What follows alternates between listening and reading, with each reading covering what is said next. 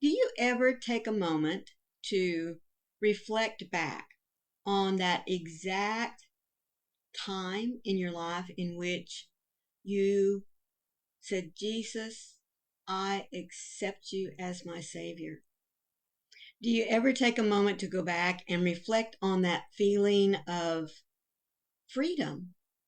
I mean, once you accept his sacrifice for you to wash you of your sins of the past and to help you grow in his love and example so that you can fight temptation, do you ever take a moment to go back and claim that feeling again? Well, in today's message from Isaiah 61 verses 1 and 2, we are going to see where the words of prophecy from Isaiah, letting his people know that at some point in the future, not that he knew when, but that at some point in the future, there would be one who would come and save them, who would minister to the poor, who would heal the brokenhearted, who would set them free.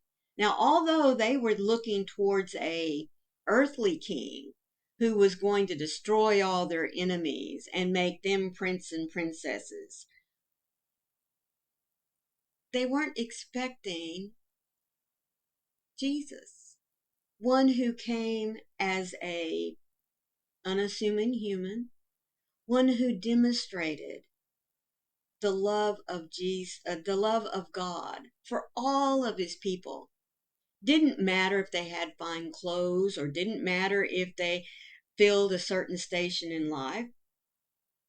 He showed everyone, from the high priest down to the people that weren't even worthy of cleaning his feet. He showed that the love of God, the forgiveness of God, was for everyone. I do hope that you'll stay with me so that I can help you to rekindle that feeling of freedom so that you can take that and find ways in which you can walk a life like Jesus. Hello, everyone. My name is Maureen, and welcome to My Crochet Story. I have enjoyed truly sharing with you my devotional time each morning that comes from reminding myself how to be still and know that He is my God. Now, this little red book is put out by Broad Street Publishers, and I've left the link for you down in the description box, in which you can go and purchase your own copy. I don't get anything from it. I just thought I would leave you the link so that you wouldn't have to go hunting for it. Today's devotional is titled Redeemed and Loved. And those verses I shared with you just a moment ago come from Isaiah 61 verses 1 and 2. The Spirit of the Lord is upon me because He has anointed me to proclaim good news to the poor. He has sent me to proclaim liberty to the captives and recovering of sight to the blind, to set at liberty those who are oppressed, and to proclaim the year of the Lord's favor. When Jesus, the long-awaited Messiah, revealed his deity to his family, his disciples, and the crowds, they were expecting a mighty king who would deliver them from their oppressors and establish his everlasting kingdom. But what they got was a humble servant who dined with tax collectors and whose feet were cleaned by the tears of a prostitute. Jesus wasn't exactly what they thought he would be. But he was better.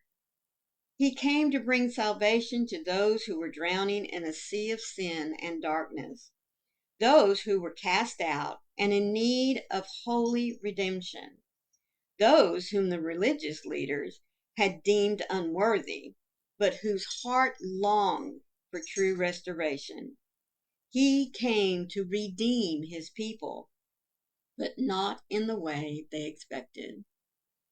Jesus, you delivered me from the bonds of sin and oppression through your death and resurrection.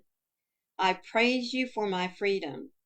Holy Spirit, rest upon me and give me the boldness to speak to others about this good news.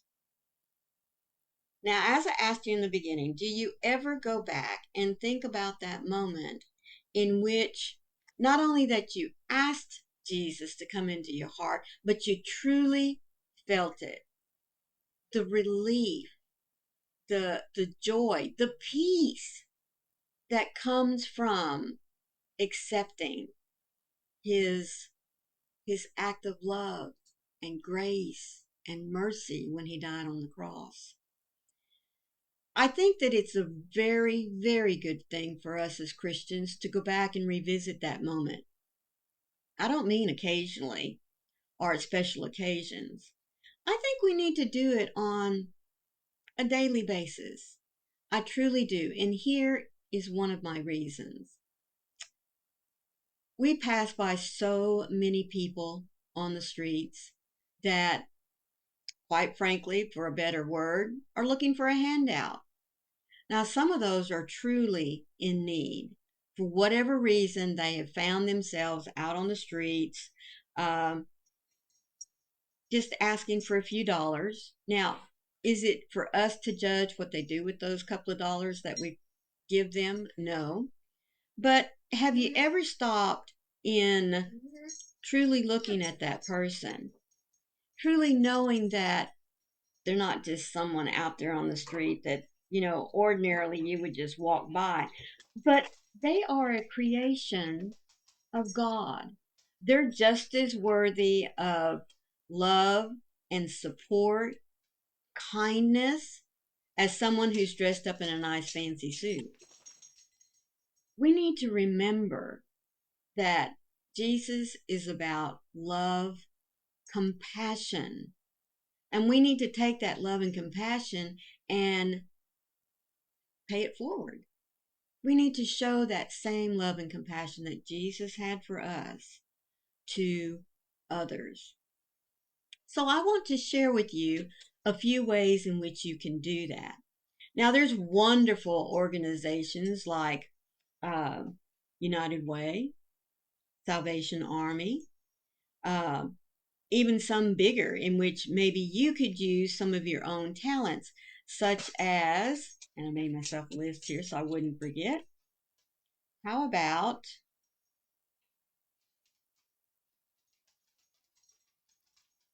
maybe participating in an organization that helps to spread awareness about human trafficking?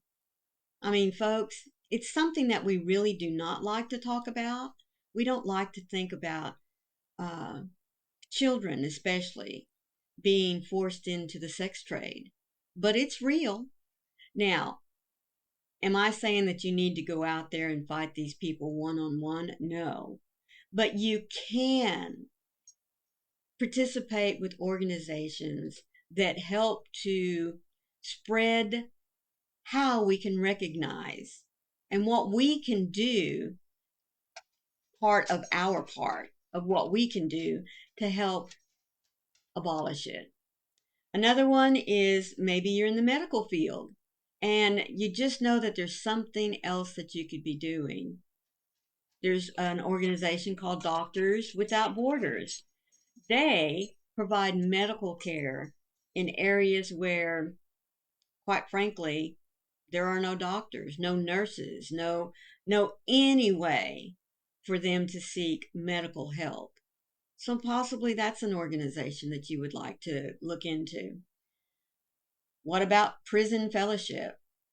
There are many, many prisons, all the way from high security to just, some folks call it a country club type prison, who could be reminded of God's love for them. I mean, I know that our chaplains would be very happy to welcome those of us that would like to go and speak to these lost sinners Notice I said lost sinners, because even though we're saved, folks, we're still sinners because we live in a sinful world.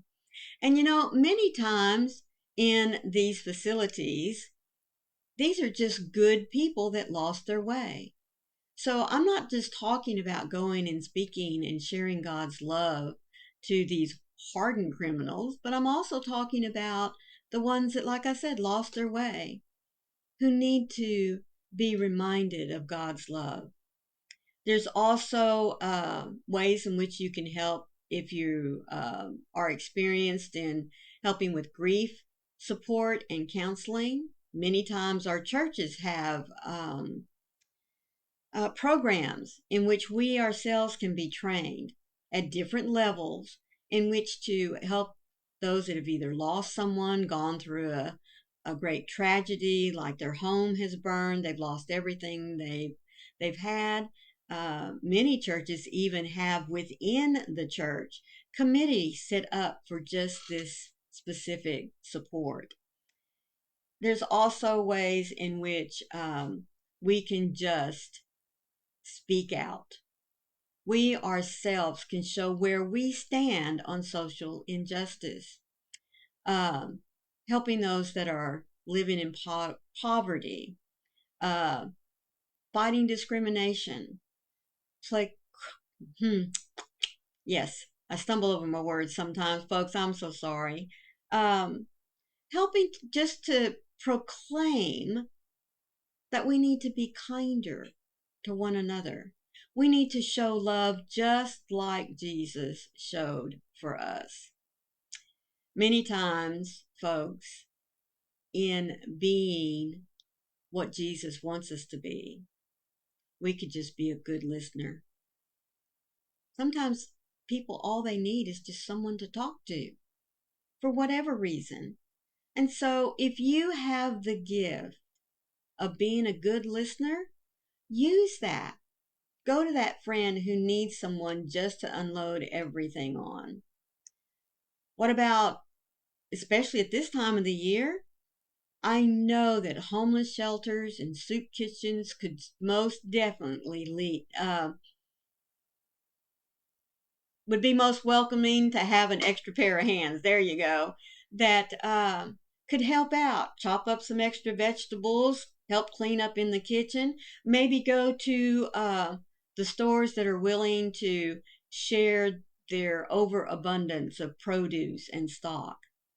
There are many ways in which we can help feed the homeless, give support in these homeless shelters by gathering up blankets and clothes that can be used for these families that come through. As I said, Isaiah was trying to tell his people that yes, they were going to have a Messiah that was going to come and set them free, who was going to come and give a voice to them, but not just to the Israelites, but to the whole world. Because when Jesus came, it was not only to save just one group of people, but it was to save all of us. And not just at that particular point in time, but for eternity. Until the moment that God deems that now is the time to bring all of my people home. And that home, of course, is in heaven with Him. So take the words of Isaiah today. First, I challenge you to go back to that moment in which you accepted Jesus Christ as your Savior. Relish in that memory of the love that you felt fill your heart, of the peace that you acquired, knowing that you were back where you belonged, and that is in the presence of God, your Creator. And then I want you to take that moment and I want you to find ways in which to enhance your journey of showing what it is to be a child of God. Please take and relish these words today from Isaiah, remembering that He came not just for the rich, and the poor, but for every single one of us, no matter our station in life, no matter who we are. He loves us all and wants us all to claim our place with Him, with God in heaven. Thank you so much, as always, for being here. I do hope that you are continuing in your own journey in learning how and taking the right to be still every day so that you can learn and know more and more about your Father who loves you. So until tomorrow, please always remember, be the light out there in the darkness for someone today, because you never know. Could be your light they're waiting to see. I love you guys. Bye.